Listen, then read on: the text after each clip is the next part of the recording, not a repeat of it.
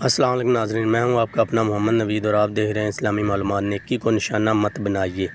داڑھی والا کبھی چور نہیں ہوتا۔ بعض اوقات چور داڑھی رکھ لیتے ہیں۔ نمازی دھوکہ نہیں دیتے، بلکہ بعض دھوکے باز نماز پڑھ لیتے ہیں۔ پردہ کرنے والیاں تو باعزت گھر والوں کی ہوتی ہیں، ہاں کچھ بے حیا پردہ اوڑھ لیتی ہیں۔ لہذا برائی کو ختم کیجیے، نیکی کو نشانہ مت بنائیے۔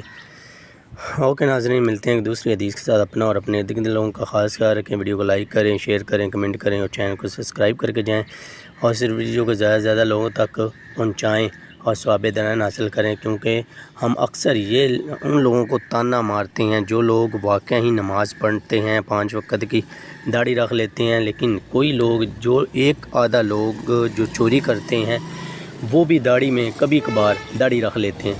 تو ہمارا یہ ماننا ہوتا ہے، یا کئی لوگ ایسے مانتے ہیں کہ داڑھی لکھی ہوئی ہے یہ لوگ چور ہیں، تو اس کو گناہ کبیرہ ہے کسی پہ ایسے الزام تلاشی کرنا۔ ہاں کچھ لوگ داڑھی کی آڑ لے کر چوری کرتے ہیں، لیکن وہ حقیقتاً نمازی پرہیزی نہیں ہوتے، تو ہمیں اس چیز کا خیال کرنا چاہیے۔ اوکے، ملتے ہیں ایک دوسری حدیث کے ساتھ۔ اللہ حافظ۔